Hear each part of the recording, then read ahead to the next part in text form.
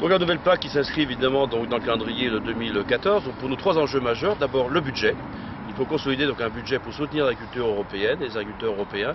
Deuxième point, c'est la convergence des aides qui est quand même un problème majeur aussi pour l'agriculture bretonne, région donc de petites structures qu'il faut consolider donc en termes de soutien. Et le troisième enjeu, c'est le verdissement de la PAC, qui est aussi pour nous un point majeur, mais qui est sans doute, comme nous avons anticipé depuis de nombreuses années en Bretagne, à mon avis, la problématique est sans doute moins importante chez nous qu'en d'autres pays européens.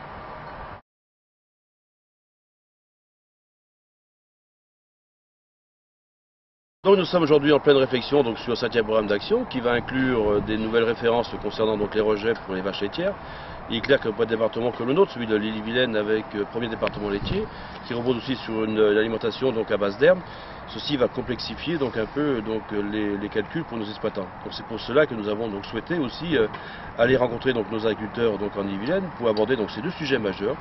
Celui de l'évolution de la PAC qui est comme un point important pour l'élevage de ce département, mais aussi l'évolution environnementale, reconnaissant aussi que nos éleveurs ont aussi fait beaucoup d'efforts depuis de nombreuses années en Ille-et-Vilaine et que malheureusement ces efforts doivent encore continuer en termes de nouvelles actions, mais que ces efforts sont aussi reconnus aujourd'hui parce que l'eau en Bretagne et en Ille-et-Vilaine en particulier s'améliore. Donc c'est tout cela que nous souhaitons aller évoquer avec les éleveurs d'Ille-et-Vilaine.